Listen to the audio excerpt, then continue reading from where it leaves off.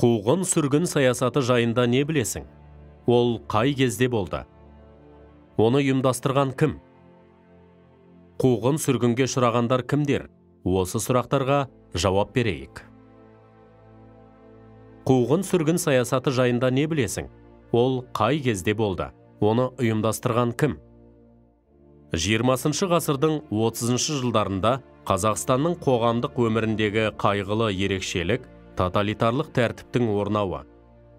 Сталиннің жеке басына табынудың нығаюы мен басқа көзқарасқа төзбеушілік ел дамуы барысында туындаған қиындықтарды халық жауларының қастандығы деп жариялау әрекеттері барлық беделді тұлғаларды билеуші режимге оппозиция құралатын, яғни партия басшылары мен кеңес қызметкерлерін жоюға әкеліп соқты.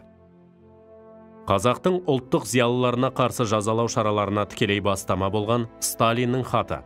Ол, мен партияда жоқ интеллигенттерді кеңес жұмысына тартуды толығымен қолдайым деп жазды.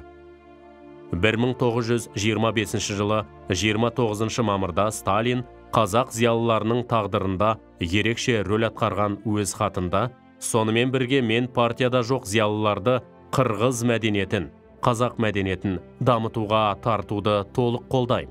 Бірақ олардың саяси және идеологиялық майдандағы күрес ісіне араласуына түбегейлі қарсымын. Мен партияда жоқ интеллигенттердің қырғыз жастарының саяси және идеологиялық тәрбиесімен айналысуына да қарсымын, деп жазған. Қуғын сүргінге ұшырағандар кімдер? 1937-1938 жылдары Тұрар Рысқұлов, Нығмет Нұрмақов, Садығұл Құтжанов, Ораз Исаев, Ораз Жандосов, Әбілқайыр Досов, Абдолла Асылбеков, Жанайдар Садуақасов, Садықбек Сапарбеков, Темірбек Жүргенов және тағы басқалары тыңшылық қызметі және ұлттық фашизм үшін айыпталды.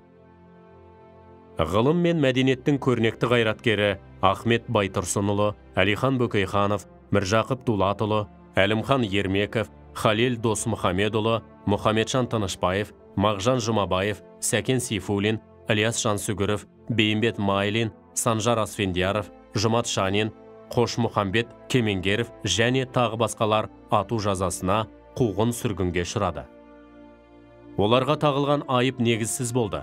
Көбінесе оларды ауыл шаруашылық дағдарысына 20-30 жылдардағы көтерілістерге айыпты деп кінәлап, Қазақстанды бөліп алуға әрекет жасады. Жапон шпионы деп айыптады. Қарағандыда және бірқатар аудандарда халық жаулары үстінен ашық сот процестері жүргізілді. Бірақ олардың басым бөлігі соттан тыс органдар тарапынан жазаланды. Қамауға алынғандардың саны Қазақстанда 1937 жылы 105 мың адамға жетті. Оның 22 мыңы атылды.